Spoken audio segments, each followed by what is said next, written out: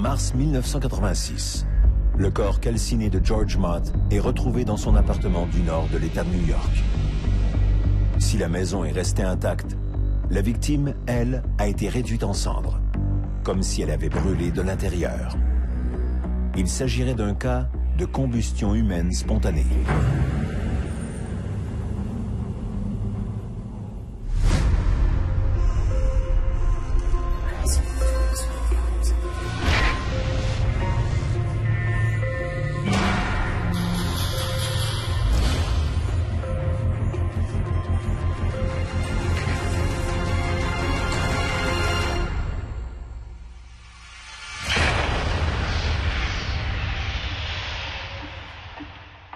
En 1853, l'auteur anglais Charles Dickens publie Bleak House. Au gré de l'intrigue, Dickens fait disparaître l'un de ses personnages dans un nuage de feu, une combustion humaine spontanée. À l'époque de Dickens, il était de croyance populaire que les alcooliques invétérés pouvaient s'enflammer d'eux-mêmes, et ce justement à cause de leur goût immodéré pour les spiritueux très inflammables. Si aujourd'hui cette association entre combustion humaine spontanée et alcoolisme est chose du passé, le sujet n'en demeure pas moins d'actualité. En 2010, le corps d'un homme de 67 ans, Michael Faherty, a été retrouvé dans son petit meublé de Ballybane en Irlande. Le corps de M. Faherty avait pratiquement été réduit en cendres, alors que son appartement n'avait que très peu souffert de l'incendie. Le médecin légiste, le Dr Ciaran McLaughlin, incapable de trouver une explication rationnelle au décès de M. Faherty, en a conclu que le septuagénaire avait probablement été victime d'une combustion humaine spontanée. Aujourd'hui, je vous propose une exploration au sein de l'un des phénomènes les plus controversés de l'histoire du paranormal, la combustion humaine spontanée.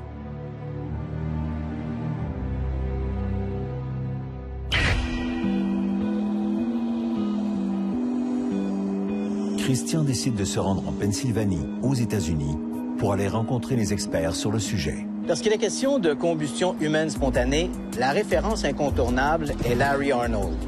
Cet ingénieur mécanicien s'intéresse à ce brûlant sujet depuis près de 40 ans et dirige Parascience, un organisme qui enquête sur des phénomènes qui défient l'orthodoxie scientifique. Larry Arnold a publié A Blaze, un ouvrage consacré à la combustion humaine spontanée. Le livre présente une dizaine d'histoires, dont celle de George Mott, une histoire sur laquelle Larry Arnold a enquêté personnellement. Comment résumeriez-vous la combustion humaine spontanée? La combustion humaine spontanée est la capacité pour un corps de s'enflammer, de faire des cloques et de brûler en l'absence d'une source d'ignition ou d'une flamme à proximité. On a l'impression que l'environnement également échappe à la chaleur ou aux flammes. C'est le cas classique de combustion humaine spontanée. Le corps est presque entièrement consumé, déshydraté, réduit en poudre.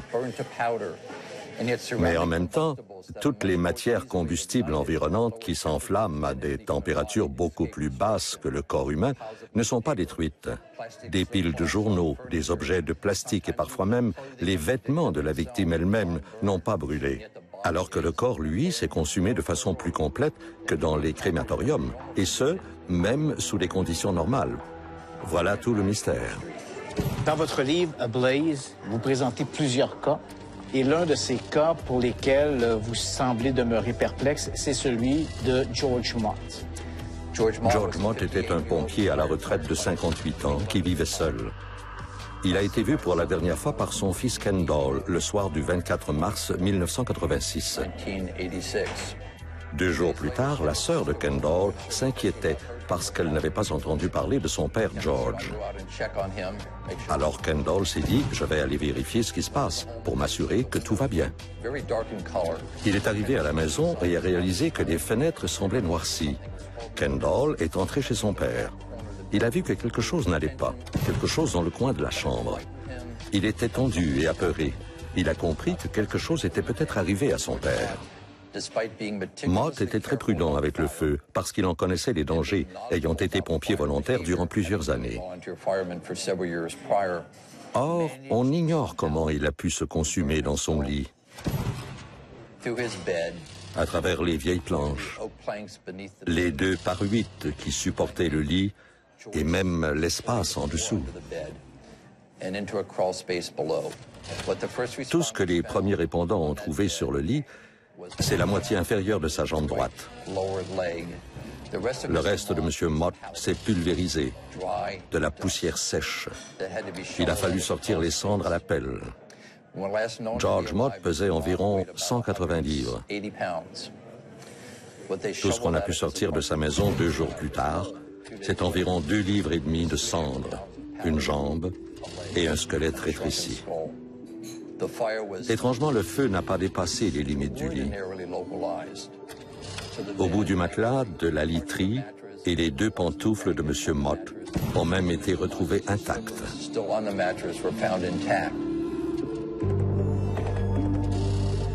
Les investigateurs n'ont trouvé ni cigarette ni cigare au cours de leur enquête. Il y avait bien des allumettes, mais elles servaient à allumer le poêle pour les invités, situé de l'autre côté de la pièce. Pourquoi ces allumettes n'ont-elles pas pris feu? Voilà une question à laquelle ni nous, ni les autorités locales ne pouvons répondre. Les allumettes étaient près d'une source de chaleur qui devait atteindre les 2000 degrés Fahrenheit. À cette température, on pourrait brûler de la roche ou de la lave. Pourquoi ces allumettes, qui n'étaient qu'à quelques mètres, n'ont-elles pas pris feu? Il y avait aussi tellement d'autres objets dans la maison qui auraient pu se consumer. Le feu n'a pris que dans le lit de M. Mott. Pourquoi cette résistance de la communauté scientifique à s'intéresser à ce genre de sujet? On s'est demandé pendant des années pourquoi le service des incendies n'a pas voulu se rendre à l'évidence. L'information et les cas que nous avons compilés expliquent la combustion humaine spontanée. N'importe qui d'un peu curieux aurait souhaité trouver une explication à cette histoire plutôt étrange. Quelqu'un au département des incendies aurait dû essayer de comprendre ce qui s'est produit. Mais la plupart s'en foutent carrément. La meilleure explication que nous ayons pour justifier leur mutisme et ce déni de l'information se résume à la xénophobie. Ils ont peur de l'inconnu. Ils ne croient que ce qu'ils connaissent du comportement du feu et de ses habitudes. Ces cas viennent remettre en question toutes ces connaissances, cette compréhension et ce savoir qu'ils croient détenir. Donc, pour certains, c'est juste dérangeant, stressant, beaucoup trop embarrassant.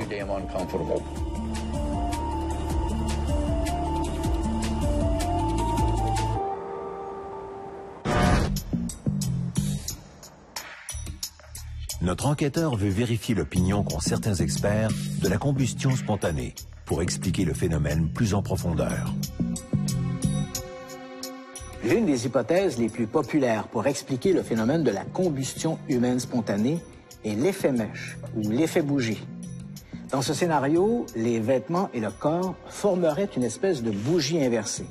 Les habits seraient la mèche et le corps, avec ses tissus graisseux, formerait le combustible. Hypothèse d'ailleurs endossée par le Bureau des enquêtes fédérales aux États-Unis, une source d'allumage, une cigarette ou un radiateur placé à proximité mettrait le feu aux vêtements.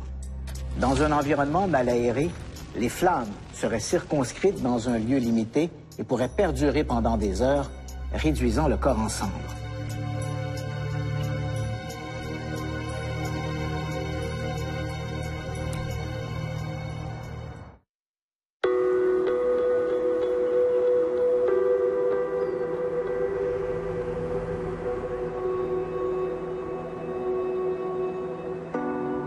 Christian va dans le comté d'Essex, dans l'État de New York, pour tenter d'approfondir son enquête. Dans le cas de George Mott, l'enquête sur ce décès pour le moins singulier a été confiée au service des incendies d'Essex County dans le nord de l'État de New York. Don Jaquish dirige aujourd'hui ce service. Le cas de George Mott date, je crois, de 1986. Ça s'est passé dans la ville de Crown Point. L'équipe d'investigation des incendies d'Essex a enquêté sur cet incendie. George Mott a été trouvé dans son lit, complètement consumé, à l'exception d'une très petite partie de son corps. Il semblait avoir brûlé à travers son matelas et son sommier, jusqu'au plancher. Cependant, le reste des lieux n'avait pas vraiment été endommagé par le feu, mais plutôt par la suie, beaucoup de suie. Et la maison est demeurée intacte. C'est un cas vraiment inhabituel. On a conclu à un cas de combustion humaine spontanée. À ce moment-là, j'imagine que les enquêteurs originaux ont évalué toutes les possibilités pour expliquer l'incendie. Quelles ont été leurs conclusions originales? L'un d'entre nous a émis cette hypothèse de combustion humaine spontanée. Plusieurs agences, incluant le département d'investigation de la police de New York et d'autres enquêteurs de notre unité d'investigation, ont pu trouver le point d'origine du feu. Cependant, ils n'ont pu retracer la source d'ignition, autrement dit, ce qui a mis le feu au lit. Nous n'avons pu déterminer pourquoi le corps de George Mott était brûlé à ce point, parce que nous n'avions jamais rien vu de pareil auparavant. Est-il possible que George Mott ait été victime de l'effet chandelle ou l'effet bougie? L'effet bougie, c'est... En fait, il y a beaucoup de tissu adipeux dans le corps humain. Si un corps prend feu sur un matelas, comme dans le cas de l'effet bougie, le matelas devient la mèche et le corps la cire. Si la pièce est faible en oxygène, le corps va brûler comme une chandelle, grâce au matelas qui sert ni plus ni moins de mèche. C'est sans doute la meilleure explication pour ces cas où des gens ont été retrouvés dans un tel état. Pensez-vous que George Mott a pu être victime d'une combustion humaine spontanée? Je n'écarte pas la combustion humaine spontanée. Je suis plutôt sceptique. C'est dommage que ce ne soit pas arrivé à notre époque, parce que nous aurions plus de ressources pour expliquer ce qui est vraiment arrivé. Je ne dis pas que ça ne s'est pas produit. Je ne peux pas l'exclure. Mais les conditions qui prouveraient le contraire sont très minces, comme par exemple le parfait taux d'oxygène, pas d'embrasement spontané, pas de retour de flamme ou de fenêtre brisée. Alors oui, c'est très inhabituel. C'est un feu anormal et les conditions dans lesquelles le corps a été trouvé le sont aussi. Est-ce que le feu qui a brûlé George Mott a réagi de la manière dont un incendie ou des flammes vont se développer dans un environnement relativement clos? La plupart des corps brûlent à partir de l'extérieur. Le corps de George a brûlé comme si le feu avait pris de l'intérieur vers l'extérieur. Alors il ne montre pas les signes habituels d'un corps brûlé. OK. Et avez-vous déjà rencontré un cas semblable à celui de George Mott? Non. C'est le seul cas que j'ai vu où presque 80% du corps était réduit en cendres. 30 ans plus tard, on est toujours au milieu d'un mystère. Tout à fait.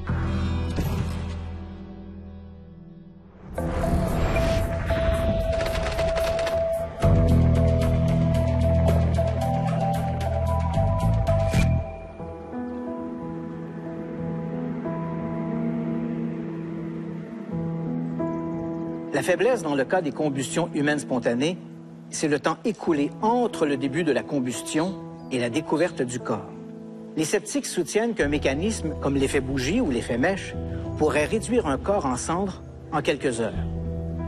Dans le cas des crémations dans les centres funéraires, le processus demande près de 3 heures à des températures de 2500 degrés.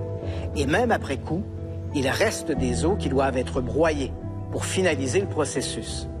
Le 8 novembre 1964, les sapeurs-pompiers de Upper Darby, en Pennsylvanie, reçoivent un appel.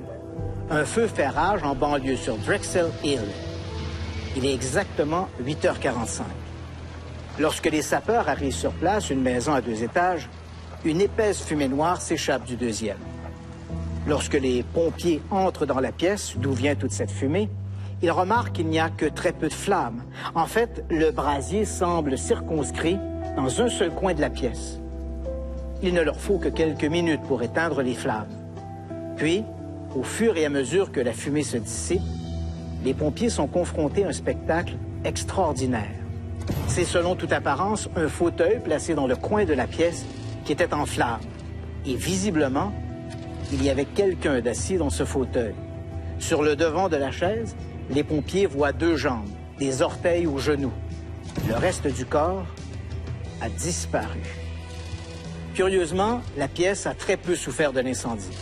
À en juger par l'état de crémation avancé de la victime, on pourrait croire que le feu a fait rage pendant des heures. Mais il n'en est rien. La victime, Mme Helen Conway, a été vue quelques minutes avant que des voisins n'appellent les sapeurs-pompiers pour signaler un incendie.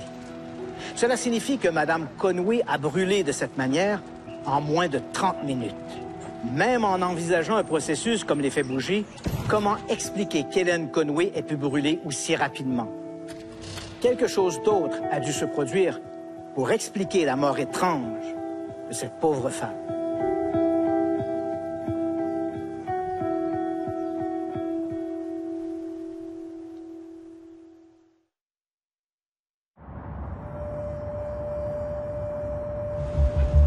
De retour à Montréal, Christian rencontre Régis Solery, médecin et professeur d'anatomie à l'Université du Québec à Trois-Rivières, qui a étudié la combustion humaine spontanée.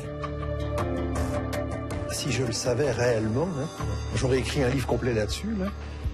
Ça peut être, d'une part, ce que la science dit toujours, c'est le weak effect, c'est-à-dire l'effet mèche. Et la plupart des gens disent, en science, ben voilà, on a compris, ça explique ça. Moi, je suis pas du tout convaincu par cette explication. Une hypothèse beaucoup plus récente, qui a été soulevée par un grand scientifique, mais autodidacte. Et selon Brian Ford, ce scientifique, selon lui, la succession des événements est la suivante. Le phénomène concerne souvent des gens qui sont pas en pleine forme, disons. Donc, ce sont des gens qui ont probablement des métabolismes biochimiques qui sont pas tout neufs. Ces gens-là vont utiliser pour faire de l'énergie, on utilise nous en général les sucres, mais eux vont utiliser beaucoup plus de lipides que des sucres. Les triglycérides qui sont formés libèrent du glycérol, ça fait de l'énergie, et des acides gras. Je vous l'avais dit, c'est un peu compliqué, mais les acides gras peuvent rentrer dans les mitochondries, ce sont des petits organites qu'on a tous dans nos cellules. Dans ces mitochondries, ils vont se transformer, plusieurs étapes, et ça amène, entre autres, un petit peu d'acétone. Cet acétone se retrouve dans l'expiration, dans l'air expiré des patients, et va également se retrouver dans le tissu adipeux. Eh bien, s'il y a de l'acétone ambiante, il suffirait d'électricité statique par des vêtements pour déclencher effectivement du feu. On le sait, quand on utilise de l'acétone dans des laboratoires, il faut des conditions de sécurité vraiment extrêmes. Donc c'est très inflammatoire. Maintenant, comme je disais, c'est une théorie qui n'est pas vérifiable expérimentalement. Donc ça reste à l'état de théorie. Je n'ai jamais entendu parler d'un cas où on aurait trouvé un individu intact de l'extérieur et qu'à l'intérieur, au moment de l'autopsie, on aurait découvert, par exemple, les organes brûlés. On ne voit pas d'ailleurs comment, de l'intérieur, il pourrait naître cela, même si on prend l'hypothèse de l'acétone comme, disons, la plus séduisante, même si elle n'est pas bétonnée, ça ne prend pas à l'intérieur. Ça reste donc toujours une source extérieure. A priori, oui. Alors certains disent, oui, mais il y a des gens chez qui on n'a rien trouvé comme source. C'était des non-fumeurs, il n'y avait pas de feu de cheminée, il n'y avait rien du tout. Oui. Bon. Pourquoi, si ça se produit chez des êtres vivants, pourquoi n'a-t-on pas documenté des cas de combustion animale spontanée? C'est vrai qu'il n'y a pas de cas connus de ce phénomène chez l'animal. Il y a une explication qui est tout à fait logique. Un animal ne s'allume pas une cigarette avec un briquet, etc. Mais je crois que si on remonte un peu plus en avant dans l'histoire, c'est une explication qui serait plus l'humain est différent de tout le reste. Et d'ailleurs, on sait que c'est un phénomène, la combustion humaine dite spontanée, qui a été considéré comme une punition divine initialement. Et on ne punit pas un animal sous prétexte qu'il est alcoolique. Alors je pense qu'il y avait, d'ailleurs on appelait ça le catacausus ebriosus, hein, qui fait mention de l'ébriété. Alors évidemment, ces hypothèses-là n'existent plus, mais je pense que ça aussi a un lien avec ça. Cette punition, entre guillemets, divine, ne peut évidemment concerner que l'espèce humaine. Et c'est vrai que dans le cas des combustions humaines spontanées, la reproductibilité de l'expérience est excessivement difficile. Oui, parce qu'on ne sait pas quel est le point de départ. Donc, est-ce qu'on va utiliser une substance pour accélérer ou pas? On ne sait pas quel est le point de départ.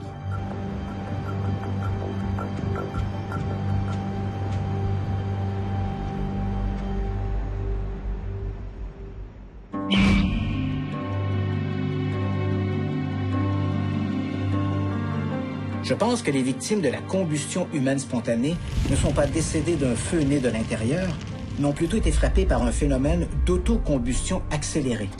C'est-à-dire qu'elles ont été victimes d'une source d'allumage extérieure, comme une cigarette ou une cuisinière placée à proximité, mais que leur corps a brûlé à une vitesse inhabituelle.